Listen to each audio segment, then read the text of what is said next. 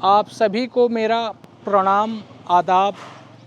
आज मैं आप लोगों को अपना ऑफिस दिखाना चाहता हूँ, ऑफिस की विज़िट कराना चाहता हूँ।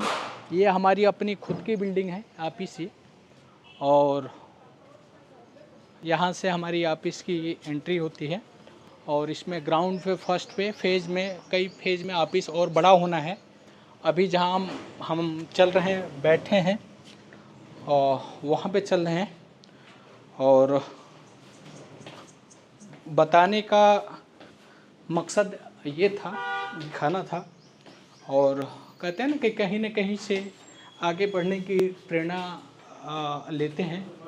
जैसे कि मैं जब छोटा था तो गांव के एक बिजनेसमैन निसार चा थे। मैं उनसे प्रेरणा लिया, उनको जाके देखा कि कैसे गांव से निकल के एक छोटे लेवल से बहुत बड़े लेवल पे एक व्यवसाय किए। और आप लोगों को दिखाना चाहता हूँ कि ये मेरा रिसेप्शन है और ये हमारी स्टाफ भावना जी हैं। और बहादुर जी, ये हमारा पेंट्री है। ये हमारे स्टाफ बहादुर जी हैं, राजू जी हैं स्टाफ हमारे। और जो लोग यहाँ जितने भी लोग आते हैं। और ये हमारा अकाउंट सेक्शन है। अभी वो छुट्टी पे गए हुए हैं। और लिफ्ट का ही पोर्शन है। तो ये ऑफिस है। और ये मेरा केबिन है। और शायद इसमें एक स्टाफ बैठे हुए हैं, आप सभी पहचान रहे हैं। और ये मेरा केबिन है और ये मेरी सीटिंग है।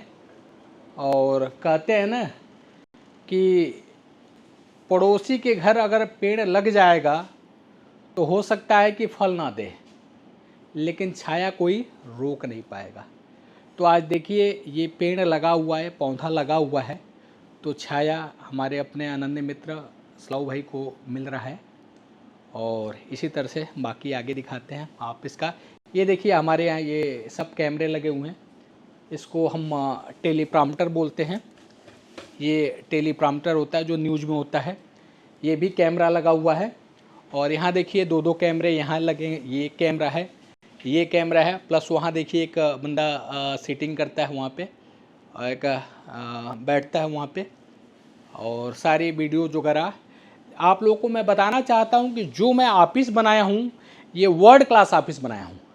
जो खान सर, दिव्यकीर्ति सर, इन लोगों के पास जिस तरह का ऑफिस है, स्टूडियो है, उस तरह का मेरे पास है। ये वर्ल्ड क्लास का एक स्टूडियो सेटअप और ऑफिस में बनाया हूँ।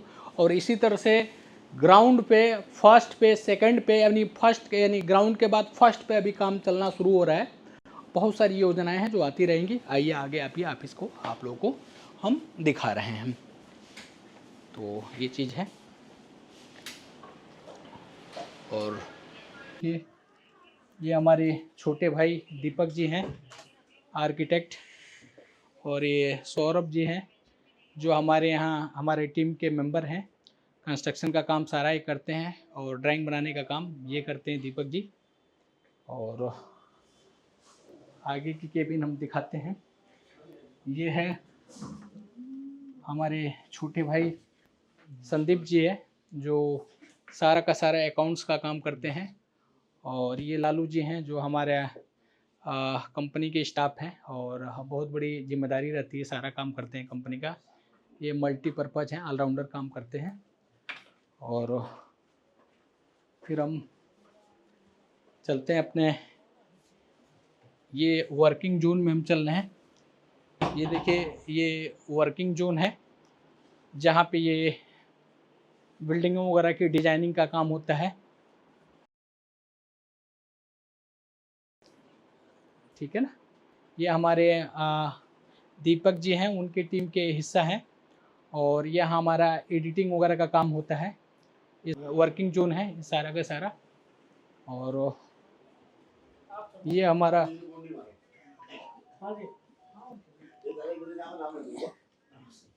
हमारा एक वीडियो शूट हो रहा है। ये हमारा लाइजनिंग डिपार्टमेंट है। एक वीडियो शूट हो रहा है। तो ये है। और आगे दिखाते हैं।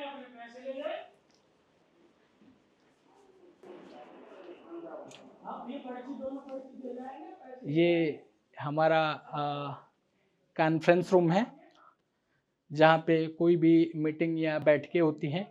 आप देखेंगे डिजिटल बोर्ड लगा हुआ है और प्लस यहाँ कैमरा लगा हुआ है जो कि यहाँ से वीडियो शूट वगैरह बनते हैं, सारी की सारी चीज़ें होती हैं। तो ये सारी चीज़ें हैं जो दिखाना था। और कहते हैं कि जीवन में अगर आगे बढ़ना है तो कहीं ना कहीं से प्रेरणा लेनी पड़ती है। तो हम भी हमारे प्रेरणा स्रोत रहे निसार चा, और बहुत सारे एक और यश चा का नाम सुनता हूँ जो कि गांव से निकल के अलीगढ़ मुस्लिम यूनिवर्सिटी से शायद वहाँ से इंजीनियरिंग की पढ़ाई किए और फिर आगे बढ़ते हुए कनाडा वगैरह में आज के डेट में सेटल हो गए हैं। हम उनको देखे नहीं हैं लेकिन उनका नाम सुने हैं। देखिए, हम सभी को फ़ोटो बन जाना एक दिन, और फोटो ही हमारा बचेगा।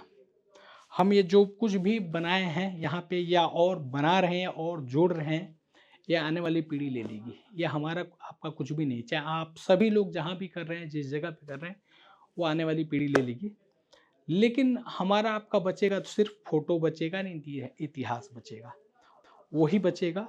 अगर इतिहास बनाना है तो कहते हैं ना कि समाज में जो सबसे अच्छा काम करता है उसका इतिहास बनता है, या समाज में जो सबसे बुरा काम करता है उसका इतिहास बनता है। बाकी बीच वाले भीड़ में खो जाते हैं।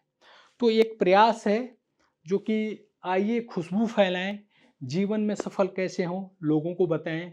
जैसे निसार चा हमें बोलते थे कि बेटा छोटा करो, छोटे से बड़ा हो जाएगा। अगर बड़ा सोचोगे तो बड़ा कर नहीं पाओगे, और छोटा जो कर सकते हो वो स्टार्ट नहीं कर रहे हो बड़े के चक्कर में। तो हमेशा कहते थे छोटा करो, छोटे से बड़ा हो जाएगा। तो ये सब सारी चीज़ें हैं जो हमने सीखा है, जो अर्जित किया है। और देखिए, ऊर्जा सारे बच्चों के अंदर है, सबके अंदर है, बस उजागर करने की ज़रूरत है, माहौल को तैयार करने की ज़रूरत है। देखिए, किसी भी मनुष्य को ना तो कभी कोई परिस्थिति अनुकूल मिली है, ना मिलेगी, ना मिलने वाली है। परिस्थितियों को अपने अनुकूल बनाना पड़ता है।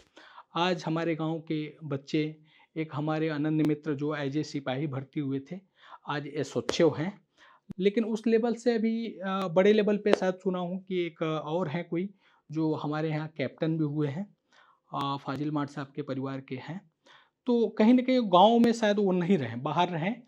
तो जो भी है कि भाई देखिए, कोई भी चीज़ माहौल बना बनाया नहीं मिलता है, माहौल को बनाना पड़ता है और उसके लिए मेहनत करना पड़ता है, त्याग करना पड़ता है। तो आइए, एक शाम अपने गांव के युवाओं के नाम, और कार्यक्रम का नाम है आइए खुशबू फैलाएं, जीवन में सफल कैसे हों, यूथ को बताएं।